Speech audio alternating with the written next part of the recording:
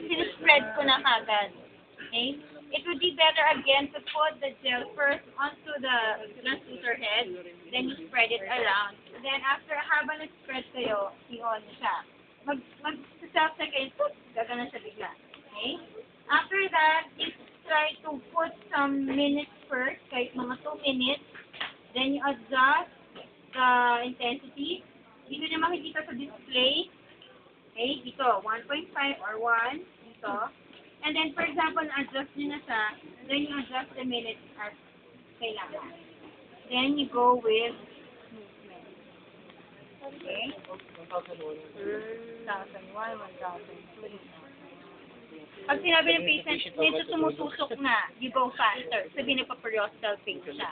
O kaya, you decrease the intensity.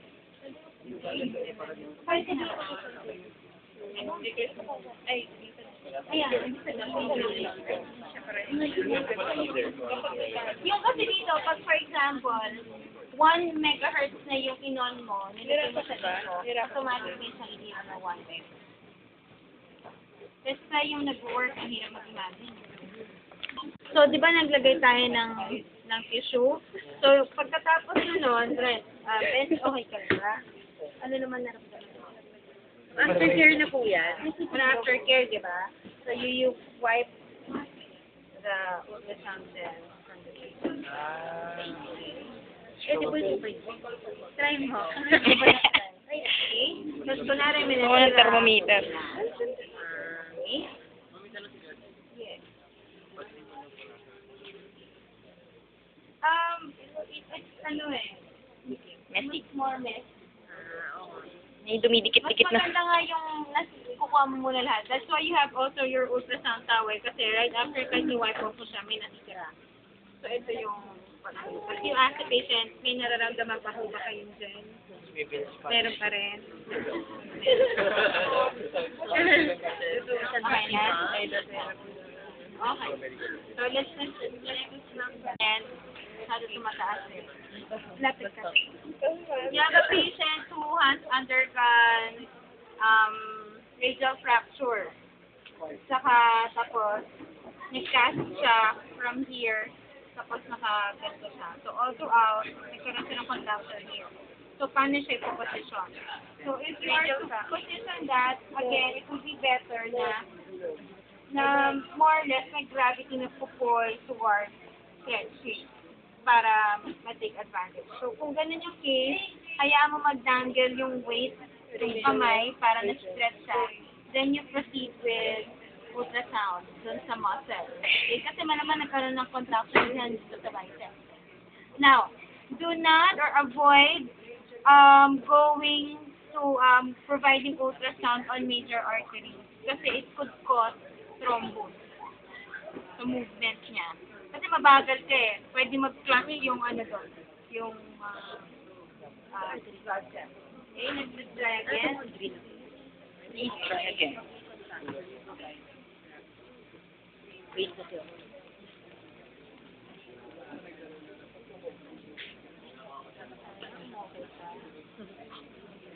Magkano po? Yan. Okay. So, I'll just put some minutes. Tapos, for example, ito, direct na naman ako. Ito yung sinasabi ko hindi nagpa-fluctuate. Ayan. Nakita nyo? Tapos, ganun siya. Now, ito yung sinasabi ko sa inyo. Kaya parang doubtful yung iba sa effect ng ultrasound. Kasi nagpa-fluctuate yung intensity mo eh. So, how could you make sure na ano siya? Okay siya, diba? So, for example, umabot na siya ng 1. Okay na yun. So, you can proceed with parallel 2. Sakit? Sorry. Parallel 2. Breaking pain yun. Pagka preostal pain. Yung kapag matagal po Hindi nakakatakot po. Hindi naman. Ano mo nang ginagamit? Pag umabot ng 1,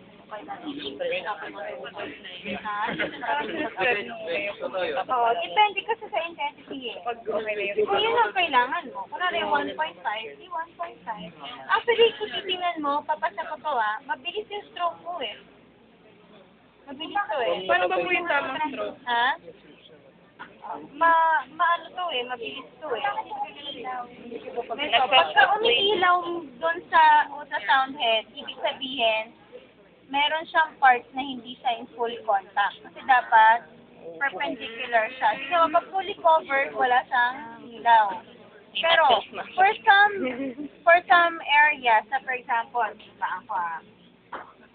example, nakita nyo na umilaw siya, tapos continuous, hindi nawawala ilaw, probably yung head yung may problema. Sabihin, hindi na-stabilize yung event. So, kung observant kayo, habang siya umiilaw, bigla nasa-fluctuate to. Okay? Tapos, for example, ayan, habang nagaganto ako, nauubos yung ultrasound. So, anong gagawin ko? Pwede move ko ng konti. The spread of solid. Again, you just have to apply the right amount of gel. Yung ganito lang, yung hindi naman sobrang lumalangoy siya sa gel. Okay? Kasi may iba talaga, sobra na eh. Kasi pag masyado siyang remember, this is still an interface. Right? So, yung right amount lang. Okay. Yung pressure dapat firm and even. Not too heavy, not too light. Yung kanina. Kung nakita ni reaction niya, yun yung periodal pain, yung bigla siyang tumusok sa loob. Kapag kamaliin yan. Kaya hindi talaga pwede na tumigil. Kapag napatigil. Pag napatigil siya, bilis. Pag tapos na, you turn everything to zero, intensity-wise. Hindi ko na siya na-stress. Hindi. So,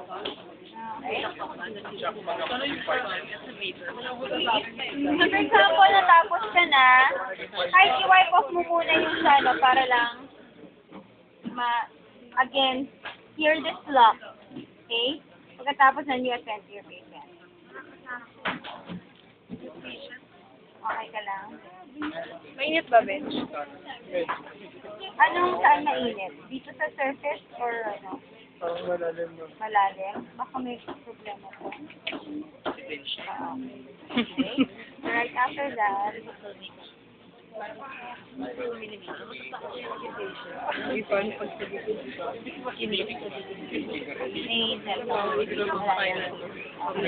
so that is your self-distancing.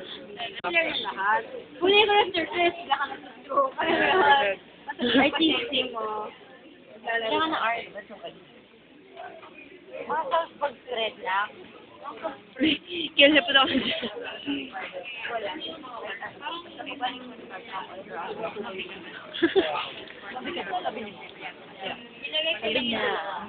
Okay.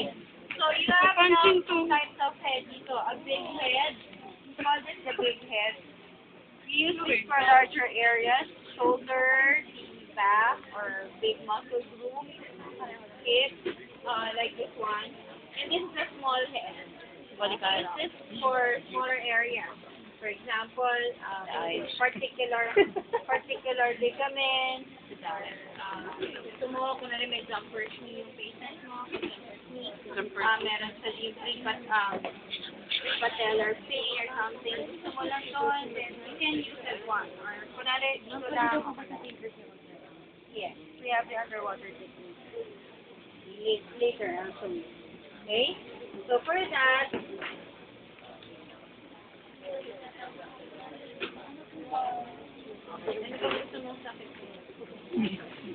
front row. cancer. Headache po. Kung wound healing sa periphery. Missionary. Dyspneuria. No. Wala pa yung... Hindi matos. Kaya lang kamay yun.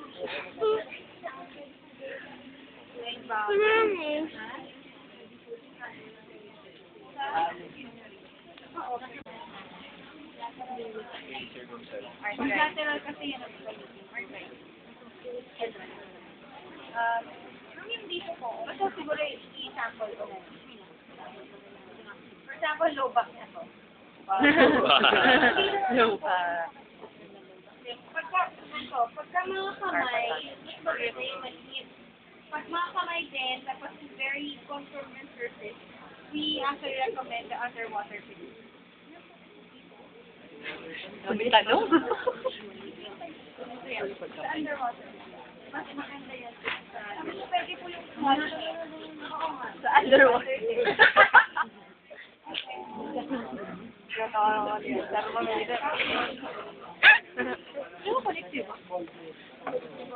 Mag-ano na tayo, the same techniques rin naman, for example, kami natin itong fluid back. So, sa fluid back technique, you actually apply this areas din na may bony prominence. Kasi, come to think of it, if you're going to use direct contact on the bony prominence, yung kanina nga, natigay lang ako, masarap na, diba? The same. So, kung it will defeat naman the purpose if you go too fast sa bony prominence, you can actually use it as a cooking medium. So, less na lang sa kanya yung intensity. Kumbaga, it doesn't really lessen the damage that could be caused, pero mababawasan lang yung bilis nung pagpunta sa kanya. And this would be very helpful for contoured areas as well. So, pag itong gamit nyo, what you're going to do is, you place the gel on the patient, on the bag, tapos, doon sa contoured area. So, kunwari, sa yung patient ko, nagkaroon ka ng patient bag sa kunwari. So, gamitin natin kasi, sabay masakit sa'yo. Daan. So, gagamit tayo ng fluid bag. Pero kailangan din, kailangan ko ito yung hahawak ko sa mamaya. So, gawin ko. As much as possible, kung meron kang ganito, wala masyadong bubble. Biga.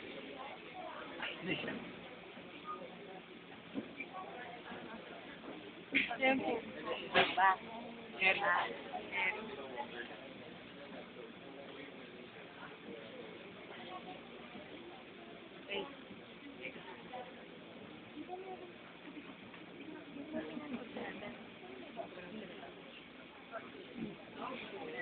Wala, nandun talaga eh.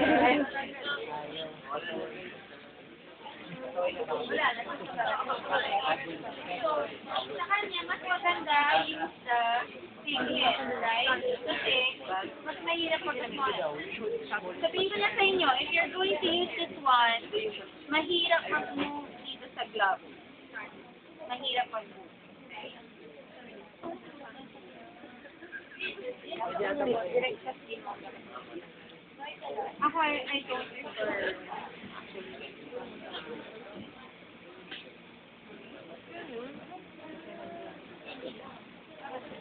Pag tumidikit ka kasi,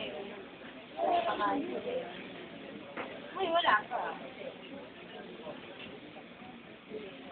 Iinit mo yung tubig. Baka hindi ka Kumukulo. Okay? So, ito rin naman machine ito, may self-check to. Okay? So, bakit ito sinasabi sa inyo while you're applying direct contact? Because, remember, meron siyang air interface. And you know na kailangan natatransmit yung ultrasound. Otherwise, pwede ka damage yung. So, for example, sa kanya is so, talaga, diba? Ang initial niya talaga is at the pulse. I'm going to continue at the product. Okay? Tapos, sa kanya, automatic ko. Anong ginagamit kong naka-highlight na? So, anong pwede kong gawin? Add ako ng konti muna sign, and then I go for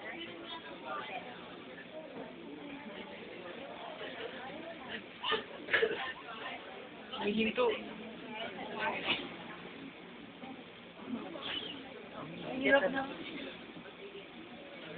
Now, if you're into the clinic and nakita niya nagpa-fluctuate, kailangan niya ng paano yung, kasi baliwala eh. Sabihin hindi siya nagka-calibrate. Baliwala yung all throughout, umiilaw siya. Sabihin hindi siya nakakapag-produce ng heated. So for this one, May head. just using the circular para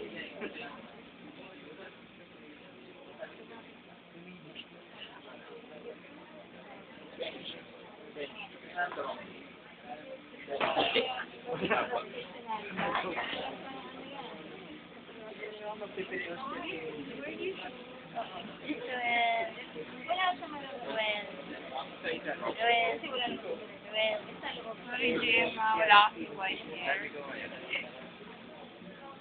Para ka monkey din nakikipagkutangan sa akin.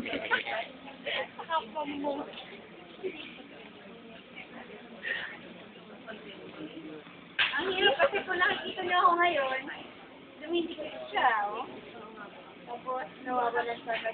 Pagka nawawala yun dyan, you can just go around and put it where you're happy versus. Okay, for example, pataputin. Kasi nyo diba? Sige, tayo na lang natin. Siya naman, Bill. Siya naman. Yok yung monkey.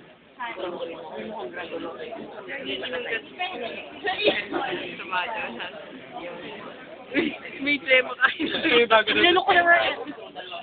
Bago na doon sa kaagos. Walang isa. For example, uy, Sumani. hindi ko nga. Meg, Hirap na Meg. Oh, nanonood ka ng ball dyan. Is dead mo ko. Ulo mo pa.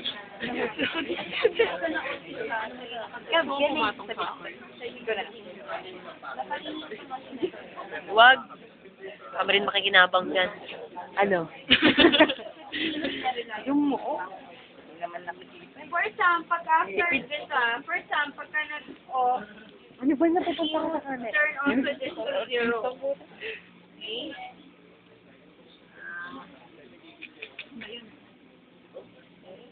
But for some, tinanong ko kasi yung nagbebenta nito eh. Nagbebenta talaga yung agent. Sabi ko, pwede na ba? Kasi ginawa niya, nag-trinay na to, nakaganyan lang siya, oh. Tapos sabi ko, ay, hindi ba masisira yung headset niya? Hindi, oh, yung machine na to, built na po siya na kahit wala pong contact. Pero syempre, wala naman magmagaling. Okay. Syempre, hindi kami wala. Siyempre, video. Pwede pakuha nung underwater. Noel. Lakas ah. Yung una, kinagay mo na doon sa graph. Tapos pinagay ulit doon sa taas ng graph.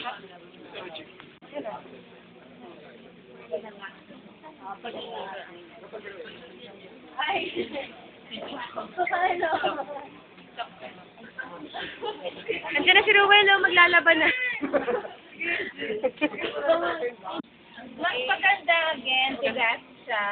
So you can have the water. Thank you, Roel. Na nakababad sa palabas for 24 hours. Or the best daw is pakuluan nyo. Kasi pag napakuluan nyo siya, tanggal mo yung black. Okay?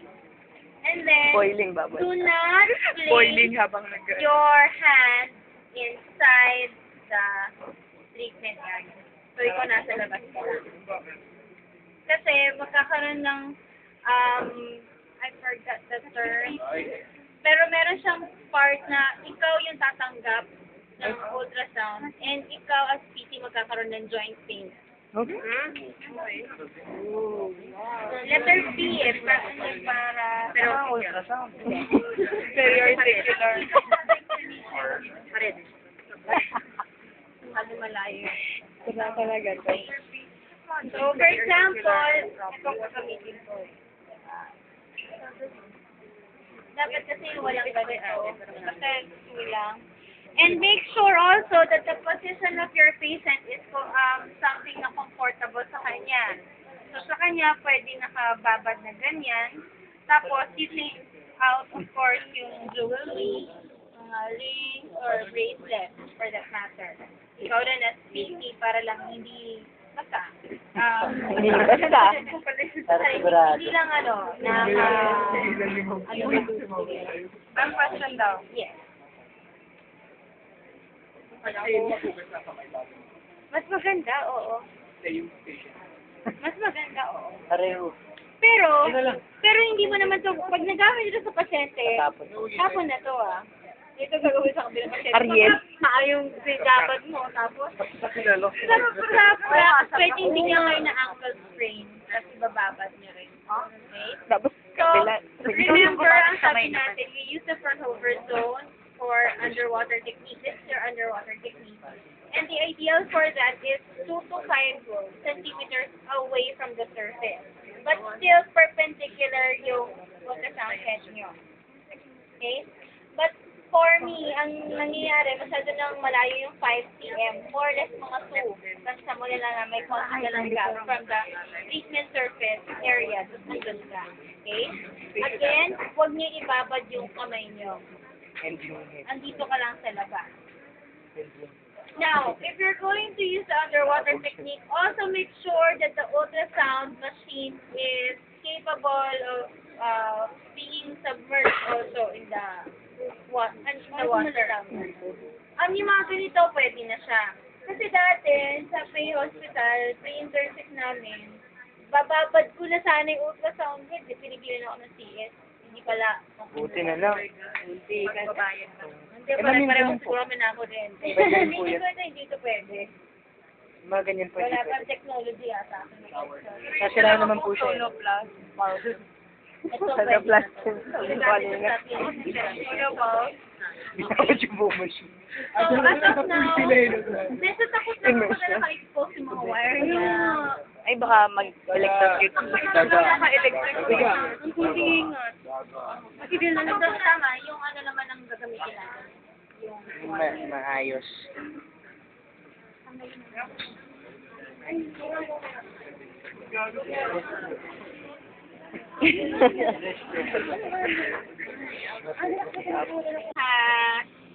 Isang pianist.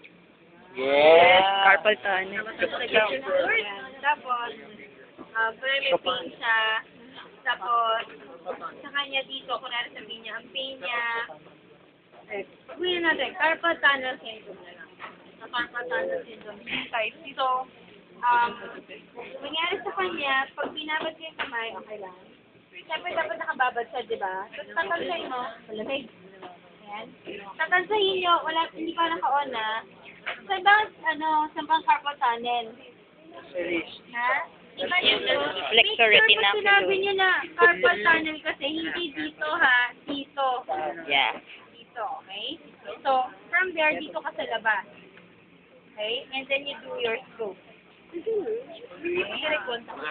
sa underwater technique, sa the Fraunhofer zone. Okay? Wait lang. Light cost. Sino mo naman? Proper body technique.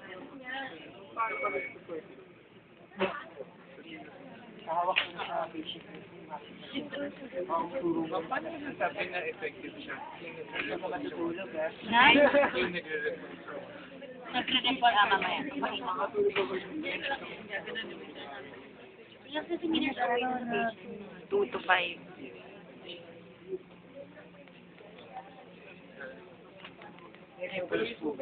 Alam mo maganda sa kanya, alam mo napuna ko sa kanya, pag underwater, hindi siya masyado nagre-repol. Ay, hindi siya masyado nag-ilaw kasi yung medium mo, effective na indirect. Kumbaga, hindi siya nagkakaroon ng escaping sound wave. Okay? Ganyan lang. Mas mahirap naman dito mag-circular, di ba? So, you go for the parallel. Pero pag ganito, mahirap ka na rin magtansa ng overlapping of the 50% of the previous stroke, di ba? So, you just go through the area, but still making sure you are perpendicular. Okay? Hindi, kasi kunwari sa kanya carpal tunnel syndrome yung ginawa ko. Seryoso yung niya. Kaya hanggang doon sa hanggang doon sa hindi siya, yung doktor niya. Dapat mo mamaya, may mararamdaman hindi. Wala siya dapat maramdaman. Wala na. 5 minutes mo yan.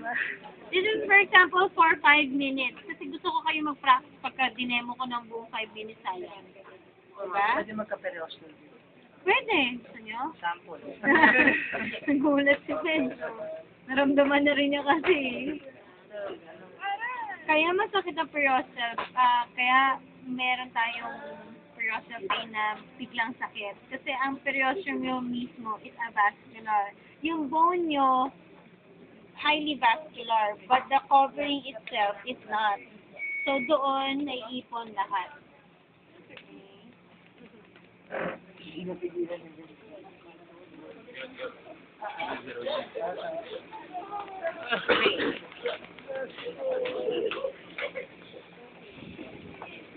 So if you're using the underwater technique, dapat siyempre, prepare din yung towel. Ano yung 24? 24 pa. Ay, yung nga. Hehe. Ha ha ha. Hehe. Okay? Di papasa. So, okay na kayo? Rippling effect. Makikita ba yan, ma'am?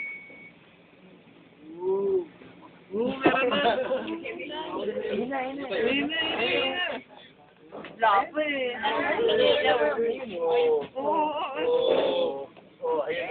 Ah, okay. Ayun oh.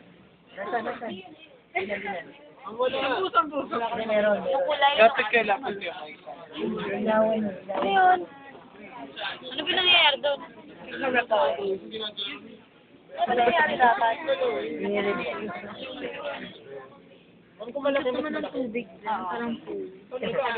Gamitin natin yung mas malaki.